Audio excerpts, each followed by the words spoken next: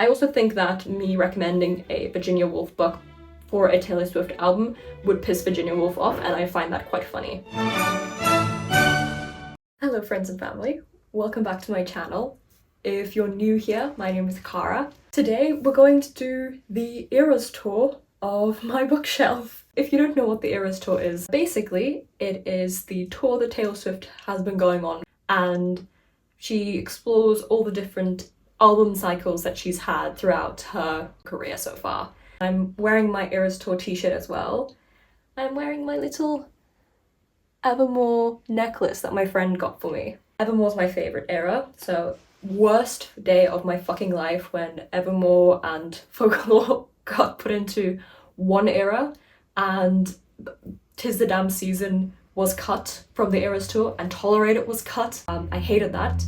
I did not get to see either of those because I did go to the Eras tour, but I went in Dublin, so by that point those cuts had been made. I went as Evermore to the Eras tour. I wore the original Evermore dress because if Taylor wasn't showing up in it, I was going to. With every curse comes a blessing, and I got to see Who's Afraid of Little Old Me in front of my very eyes, and it was all I could have ever hoped for. So I thought, in celebration of the last leg of the Eras tour starting next week, we could look at some book recommendations from different Taylor Swift eras. So I'm going to be recommending one book from every Taylor Swift album. So of course the first album debut of Taylor Swift, self-titled, is her first album that she ever put out.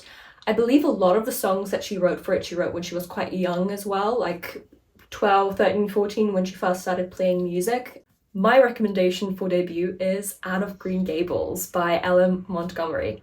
So if you don't know Anne of Green Gables, it is about Anne, who is a little orphan girl who goes to live with a brother and sister who have never married, but they live on a farm called Green Gables. And it's literally just her growing up, the shenanigans that she gets into. She loves reading, she loves stories, she's got a fantastic imagination, and she uses it to make friends and foes, and it's just a beautiful book about growing up and finding your place in the world. So I think it's very appropriate for debut in that regard. For Fearless, my recommendation is Aristotle and Dante Discover the Secrets of the Universe by Benjamin Elire Sáens. I hope I'm saying his name correctly. This is such a beautiful book. I hardly ever read books in a day just because I'm quite a slow reader, but this book I read in a day and it was so gorgeous. The writing is amazing. It is a young adult fiction about Ari and Dante, who are two boys growing up in, I want to say, the 1980s. It's about them meeting each other, their friendship, growing up together in this very conservative American town, and them eventually falling in love. And it is so beautiful.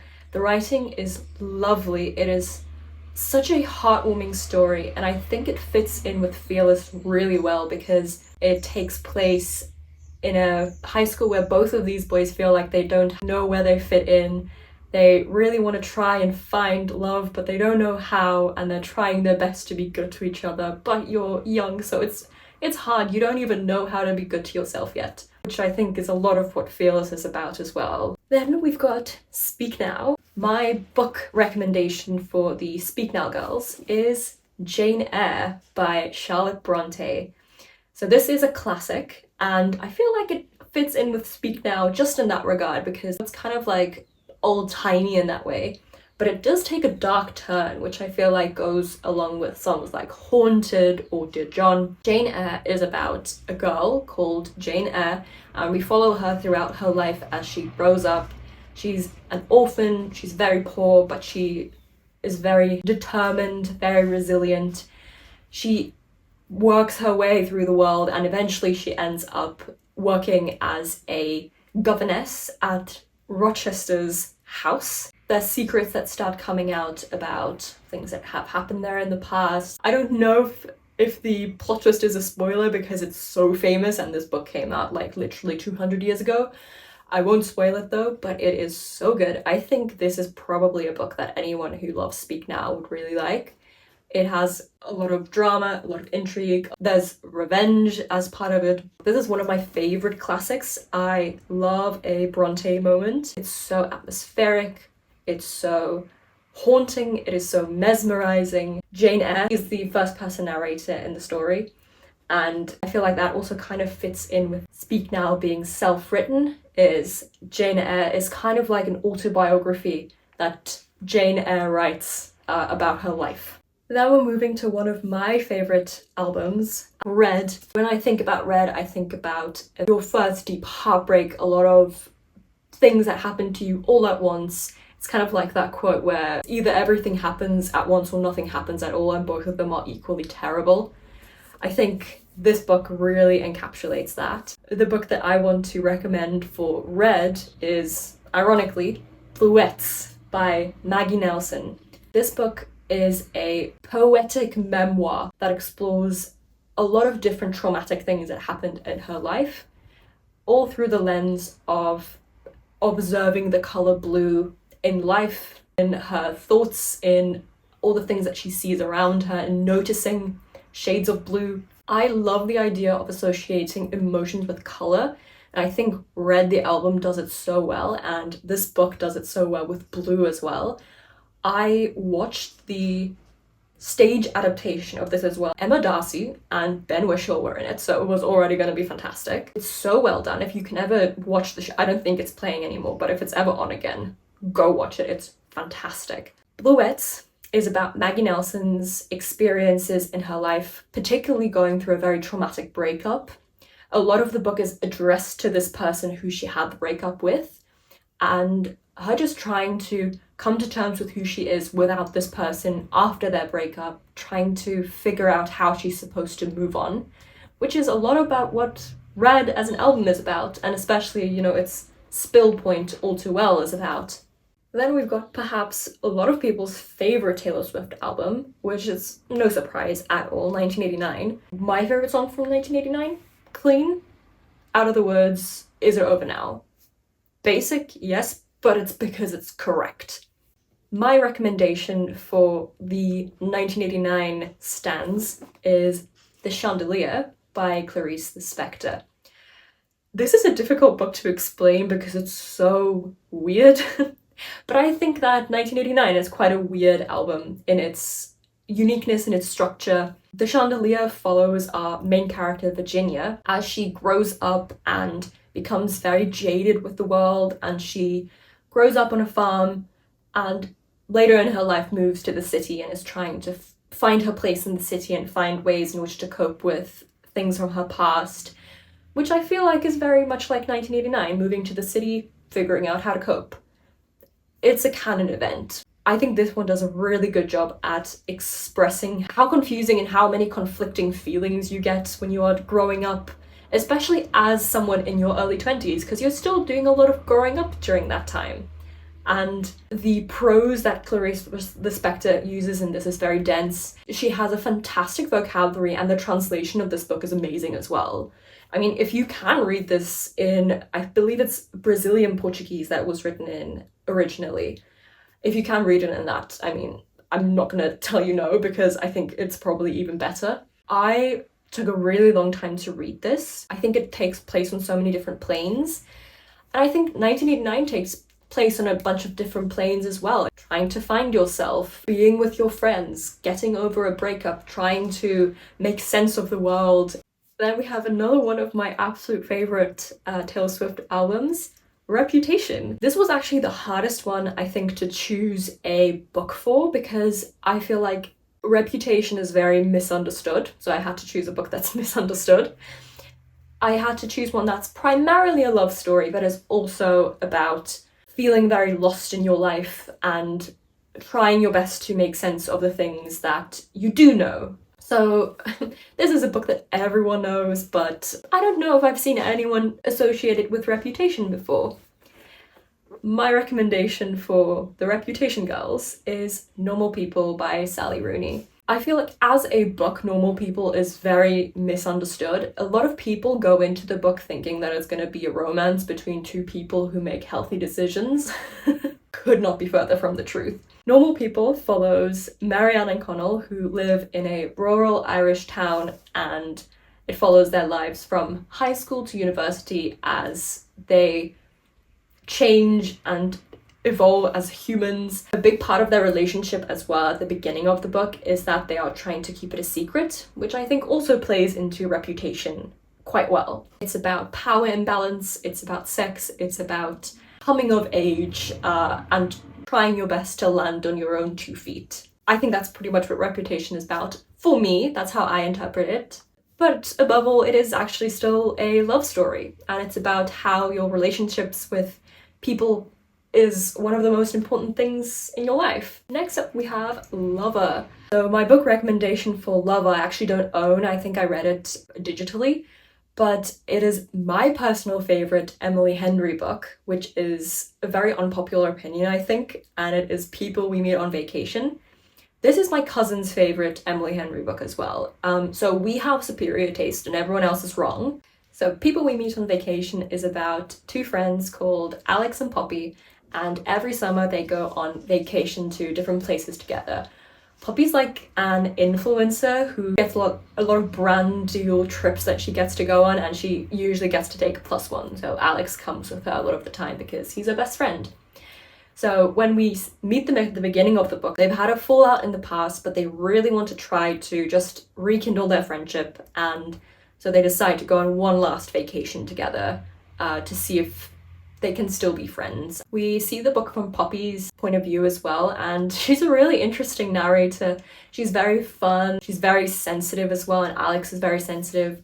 I just really love their relationship. I'm so excited for the movies for this one to come out because I feel like it's such a cinematic book. There's a lot of rich imagery about holidays, and the chemistry between the two characters is so nice to read about.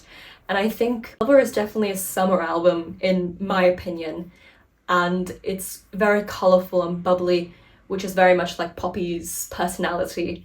And it is also just about not always knowing if you're doing the right thing, but trying your best because you love this person and you want them to be the best version of themselves, and you want to be your best version so that you're showing up for them as well. Then we've got Folklore, which is very much focused on stories and the poetry and beautiful words behind it. So I think a great book for this in particular is Upstream by Mary Oliver. Mary Oliver is actually a poet, but this is a collection of her essays that she's written about nature and about life and about her experiences as a queer woman. And it is so beautiful to read. My friend actually annotated this book for me, and I annotated it as well when I read it. It explores so many different themes, but every essay feels so intentional. It's about nature, but it's also about how we can see our human lives reflected in nature, which is a lot of what Mary Oliver's poetry is concerned with as well. Mary Oliver also talks a lot about her experience as a writer and what makes writing worth it and how it enriches her life and the ways in which sharing her writing has helped heal a lot of what has hurt in the past. And I think that's quite synonymous with what folklore is about, which is about sharing stories to make sense of your own life and trying to find the words to explain why you are the way that you are, your fears, but also your joys, the contrast of those emotions and how they can really impact the way in which you view yourself and also how you project your view of yourself onto the world, which I think is really well encapsulated in Upstream. Then we have my favorite album, Evermore. I just love this album so much, start to finish. 0 skips. It is a perfect album in my opinion. I love it so much. You love Evermore as well. I love you forever. You have fantastic taste. Well done. Congratulations. So for this, I had to recommend one of my personal favorite books as well. but I think this is very similar in a lot of its themes.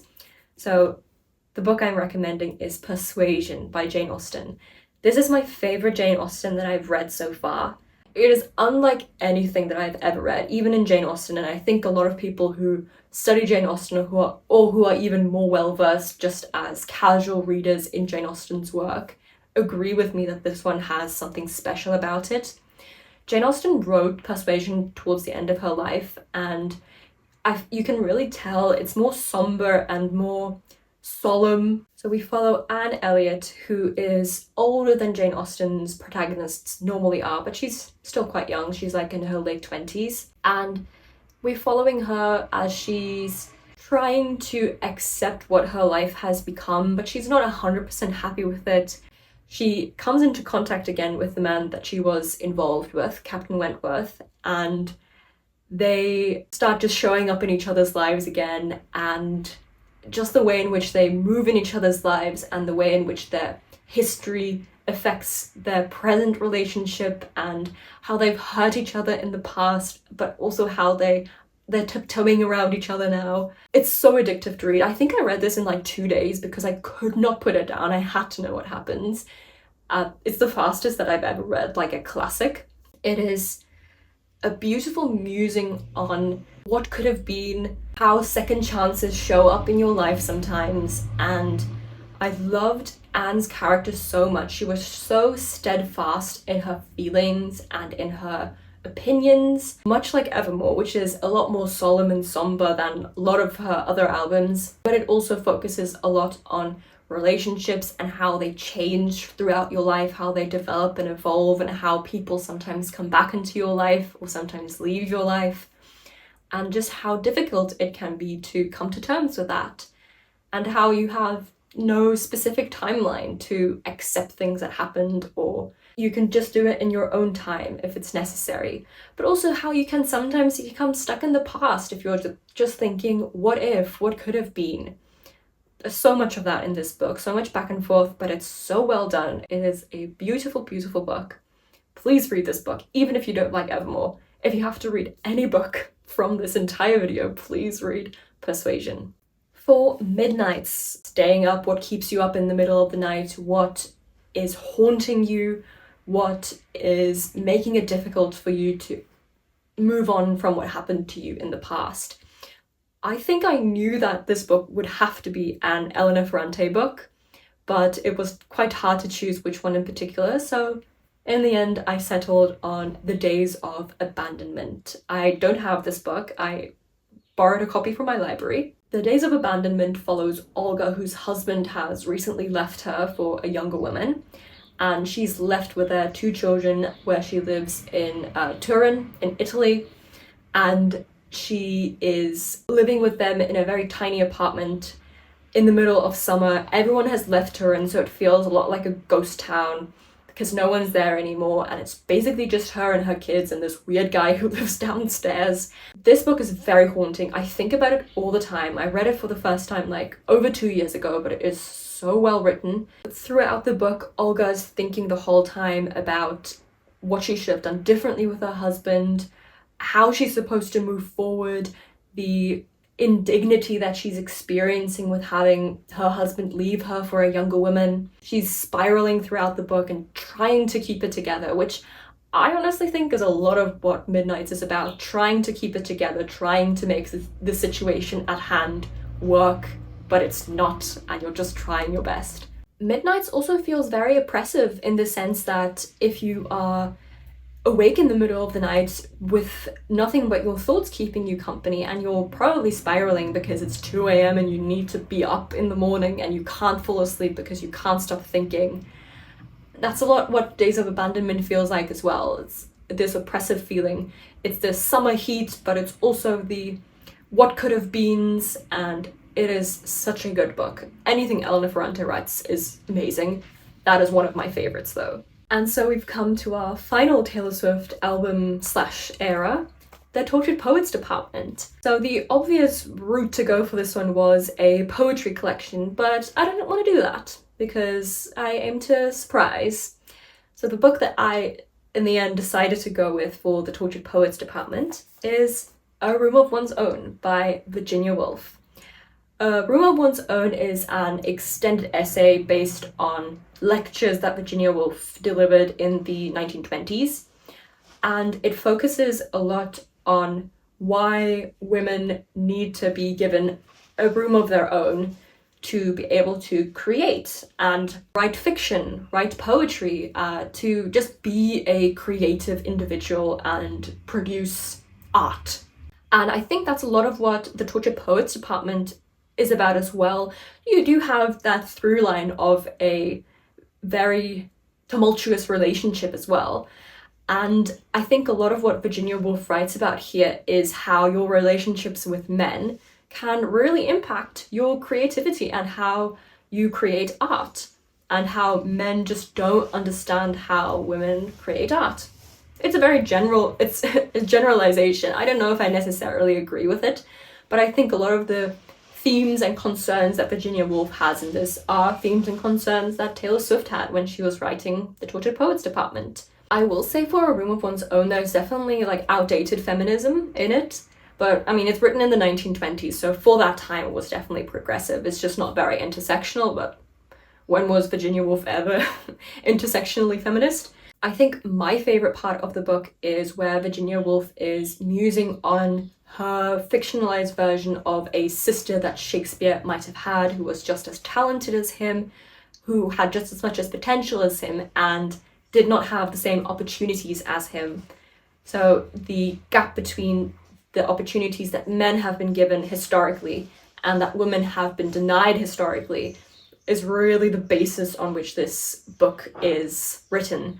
I also think that me recommending a Virginia Woolf book for a Taylor Swift album would piss Virginia Woolf off, and I find that quite funny. So maybe that's part of the reason why I'm doing it. Those are all my book recommendations for the 11 Taylor Swift albums/eras. I hope you enjoyed it. I hope you got a new book recommendation out of this. And if you have any book recommendations for Taylor Swift albums, especially for Evermore, please leave them down below. I would love to know what you have. And if you're going to any of the last tour dates, I hope you have an amazing time, and I hope that you get your dream surprise song. Thank you so much for watching, and I'll see you again soon. Bye!